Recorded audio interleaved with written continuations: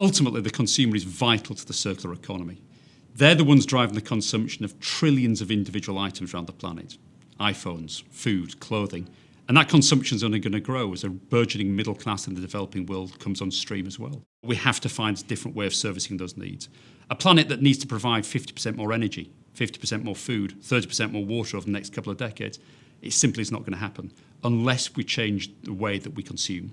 There will be a lot of solutions that lie behind the scenes, business to business, in supply chains the consumer never sees. But ultimately, we have to get consumers to think differently about products and services. And consumers will only join us in this journey if they can see the benefits to them personally.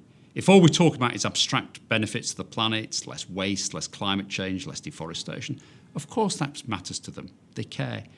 But we also need to overlay it with the fact that you personally will benefit. This will be faster, it will be cheaper, it'll be more aspirational. And if you can link those two worlds of better for planet and people with better for you, the individual consumer, you'll win and people will adopt circular economy principles with scale and authority. So we listen to our customers all the time, not just in terms of product, in terms of price, the look of our stores, but also in terms of sustainability.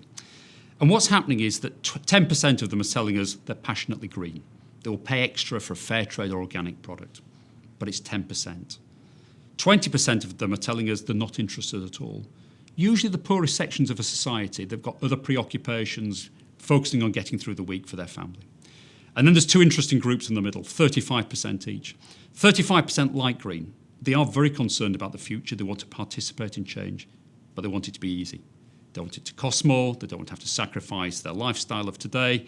If we can put it on a plate for them and help them to get involved, they will. And then there's a second group of 35%, a little bit more disheartened. What difference can I make, little or me, on my own? And what that group's looking for is leadership. If all I have to do is one small thing this week, but billions of other people all do that one small thing, that's a big difference.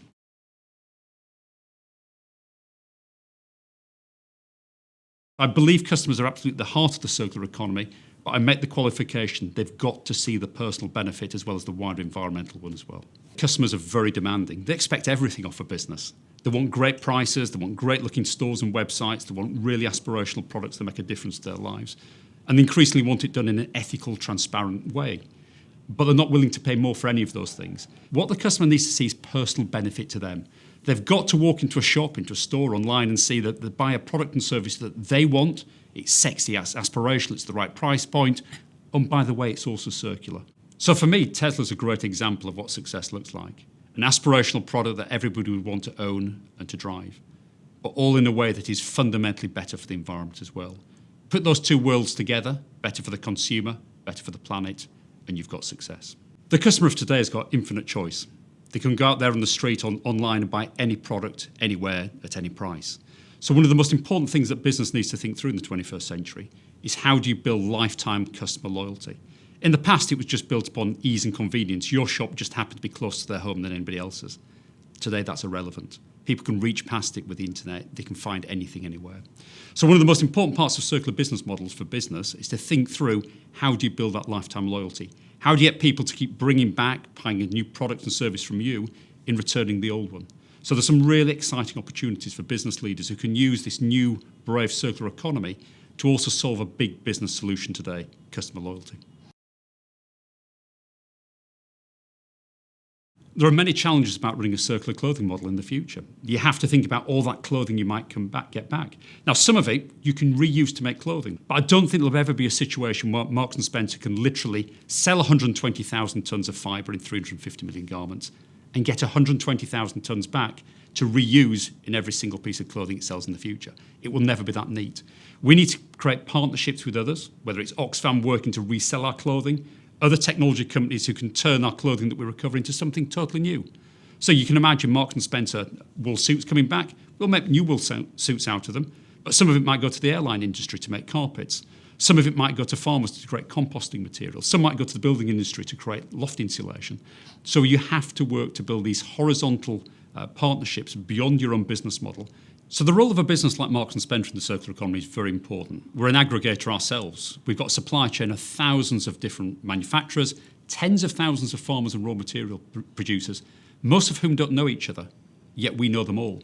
So we have got to look down with a helicopter view across the totality of our value chain and say, you've got a waste over there that somebody else over here could use. You didn't know that? Let me put you together and you can sort of innovate and bring a product to marketplace. So we have got to be that leader at aggregating our value chain. But then we've also got to be a leader at reaching beyond our immediate sector, retail, and supply chains that we know so well, food and clothing, to reach out into other sectors as well. And that does require a different business discipline. Rather than being very inward-looking, focusing on just your business model, you've also got to be out there scanning opportunities, meeting people from different sectors who traditionally might have been seen not relevant to me. But now there's a world of opportunity from those businesses that can make those connections with the wider economy all around them.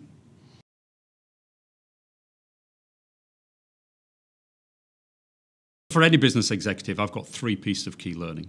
The first is customer. Absolutely put them at the heart of your thinking about the circular economy. There are many solutions that lie behind the scenes, business to business. But ultimately, we have to think about the products and services we sell to billions of consumers. Trillions of items today that we have to change. The customer has to see the benefit of the circular economy to them personally as much as the wider planet and society. My second piece of learning is all about culture. You've got to get your business to look outwards as much as inwards. The solutions to the circular economy do not lie within your own organisation by and large. It's about collaborating with NGOs, with other businesses from other sectors, with civil society to find solutions. So you must create that culture of outward lookingness. And the third piece of learning is all about scale. You will not solve this alone. You cannot expect to create a little green oasis in the desert called a failed economy of society. You have to work with others.